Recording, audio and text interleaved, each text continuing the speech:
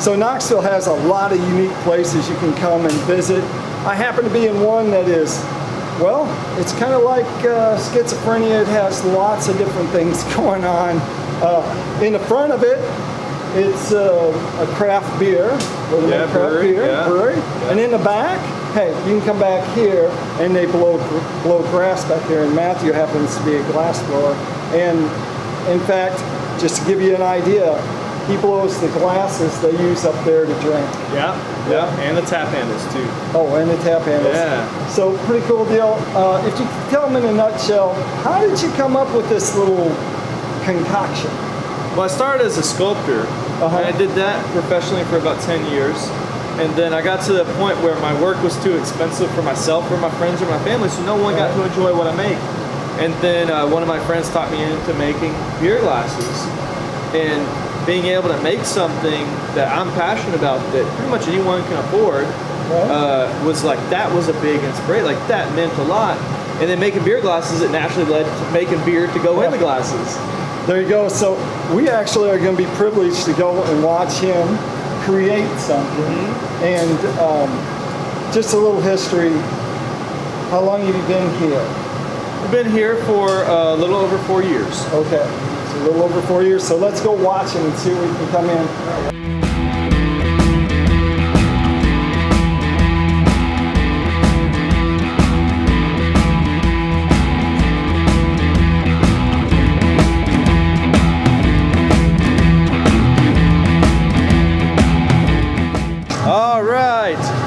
David, do you want to come on up?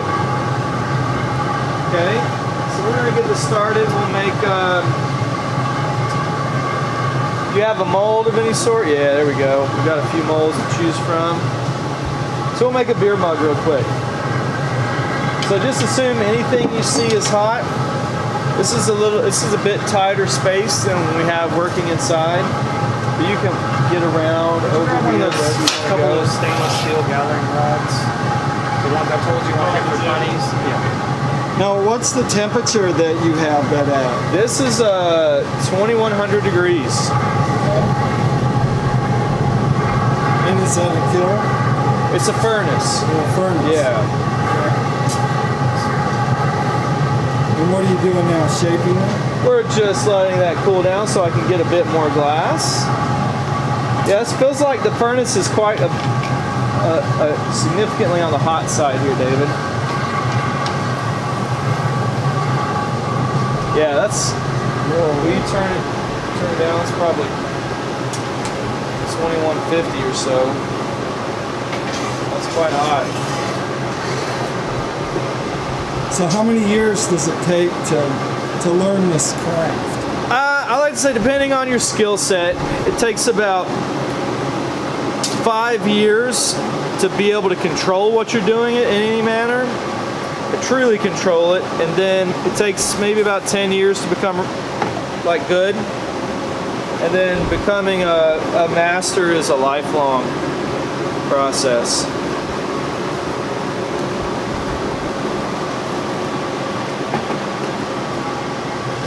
All right, so we're just shaping this up. Got a few molds right there.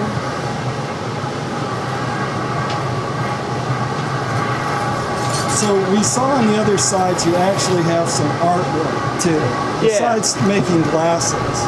Yeah. So normally, do you have displays or works during the year then? We have monthly exhibitions. Okay. So we have people from Pretentious comes in and has a show, like David had a show a couple months ago. And I'm having this one coming up, or we have group exhibitions, collaborative exhibitions. So really, the beer glasses are a way for us to, blowing glasses as a craft is a really expensive material to get into, especially because of the extended learning curve and just, all of the gas it takes to be able to do it. So we use the beer glasses as a way to employ a group of glass artists and be able to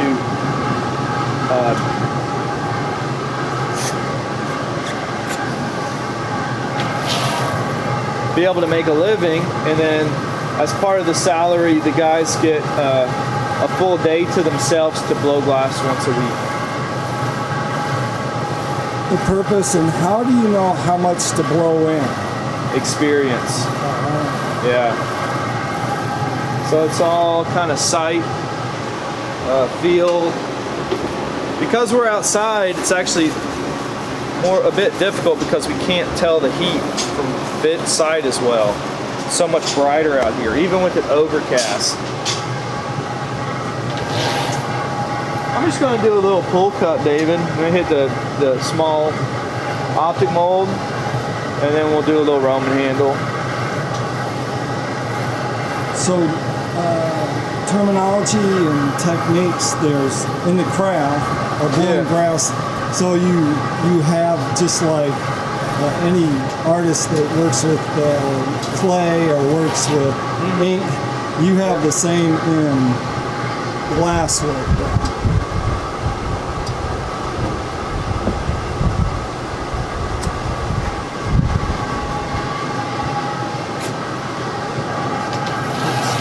So now we've got texture.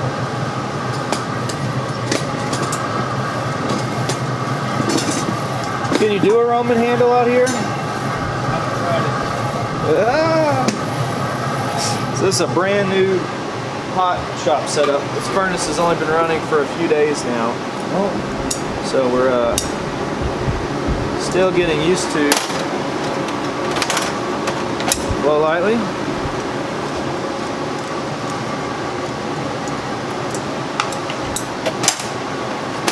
A little harder.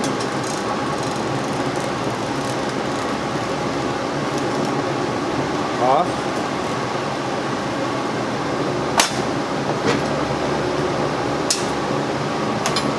So back, say, maybe in the early 1900s, this was the same craft they had back then. Glass blowing really hasn't changed. Glass blowing hasn't changed in 1,000 years. It was invented about 2,000 years ago by the Romans. The tools and techniques really haven't changed that much since then. But we've got digital safety systems, thermometers, thermocouples, things of that nature that makes it a lot safer and more accurate blow. Keep blowing, blow hard.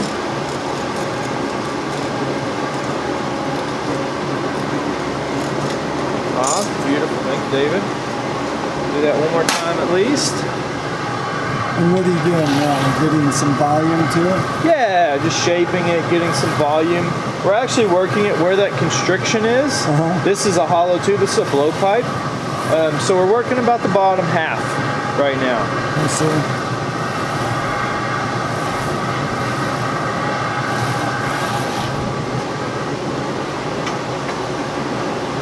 Blow lightly. Off, beautiful, beautiful. Okay, now we're gonna need, John, can you paddle for me here? Yes, sir.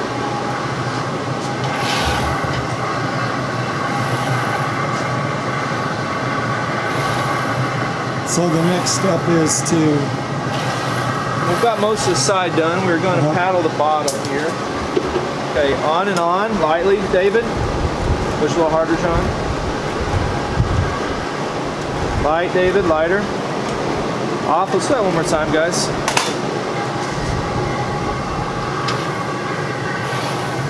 So you can see glass sets up very quickly. It's a lot of these micro movements. Getting an area hot, shaping it. We only have about 10 seconds or so to get it done.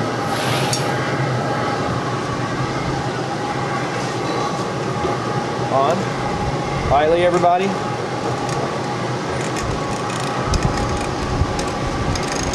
Off. Okay, good. Blow hard, David. Off. Let's do that one more time. Get it a little flatter. Do you make like glasses, like people request special glasses? Oh yeah, we do custom. Yeah, we do custom work all the time. And etching? Yeah, we can do etching You too. do etching? Yep. Yeah. Blow lightly, on. A little harder, David. You really want it on there? Off, off. Okay. All right, let's do a punsy.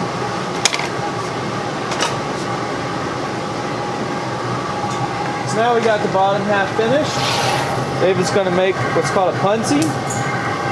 This is how we work with glass balloons. We work the bottom half of a piece, and then we'll change the orientation and let us work the top half.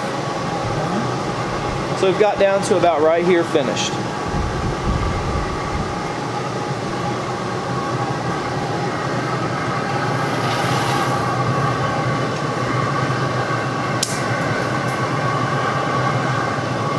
This is definitely like there's safety glasses. I like kind of. Be coming right where you're at. So he's got, yeah, he's going to be right there. Yeah, you can stand right here. Good.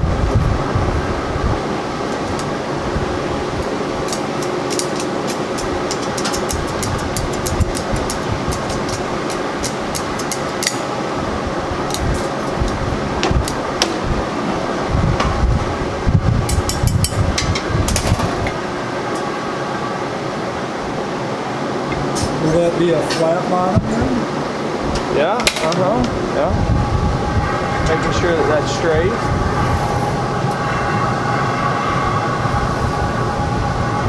So now you can see we've changed the orientation, and now the opening, the lip, we can spot heat that. You know, it looks starting to shape up like a glass. Yeah, yeah. But actually, if you didn't know, you'd have thought you were going backwards. Mm-hmm. How do you know, like you said about blowing, it's like how much to know, but I saw some of your work and some of it was, the volume was very big, the inside of it. Uh-huh. Like that one that you have sitting out front, at least 2 foot. Yeah. So how many times you have to blow into something like that? Those pieces take a couple hours to make. Wow. So you get a lot more glass, and you would blow it up a few times.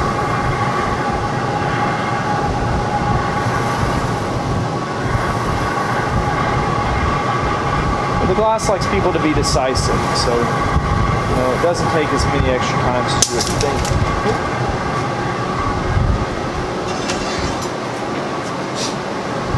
You okay?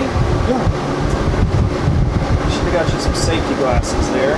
Whether or not I've been hiding behind my camera.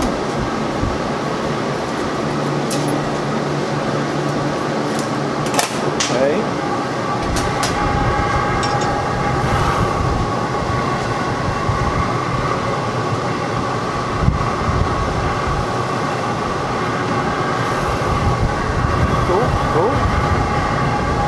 So we just trimmed it. It was a little like uneven.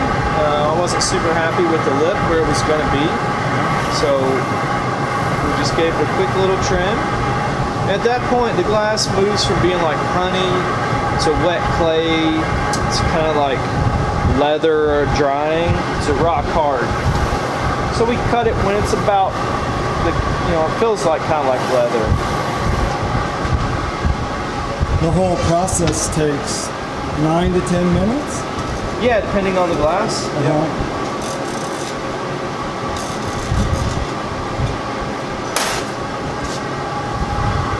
What was that flag? What was that made of? What's that? Cherry wood. Cherry wood? Yeah. So this is cherry wood burned down. Does different wood give the glass a different flavor? No, just we use free bearing wood. That's the most important part. On mine, not too hard.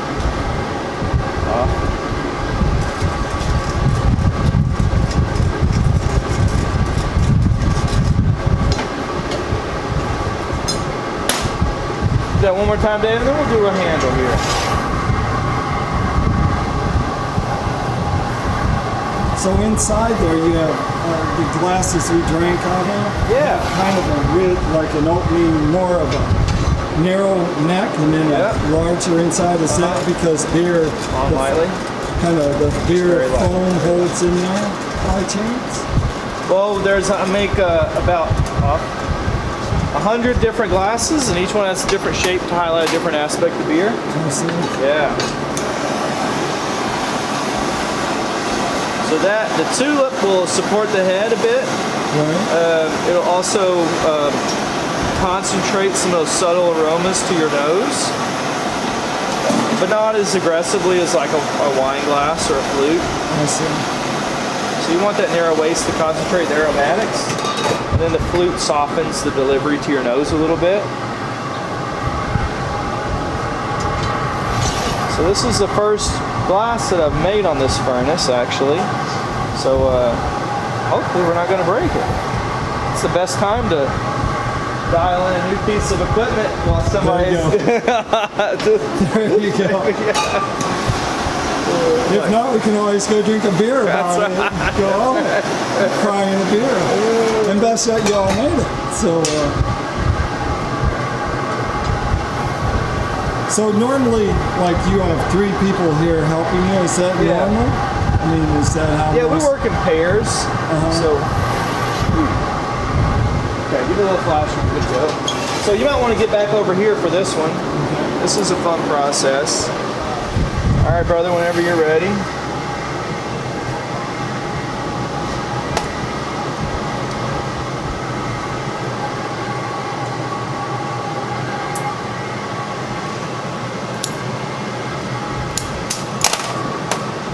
Oh, is that not cool?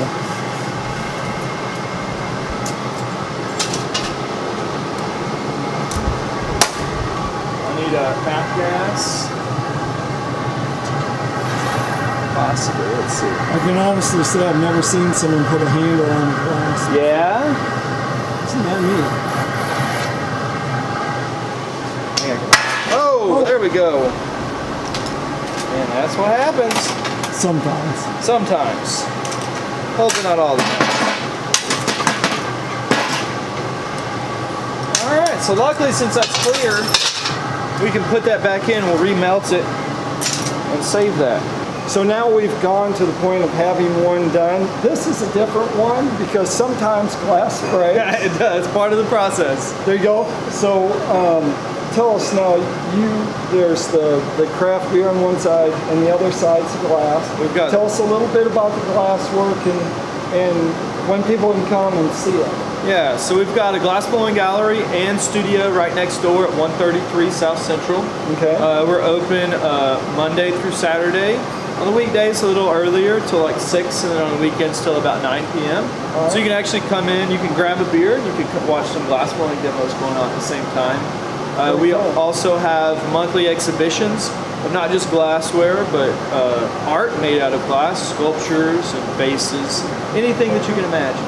Perfect. So tell them again, name of both stores. Yeah, Pretentious Glass Company and Pretentious Beer Company. And if you're interested in getting any of the glasses, you can hit us up at pretentiousglass.com and order right there. There you go. Thank you so much. Thank you. I appreciate it. Thank you.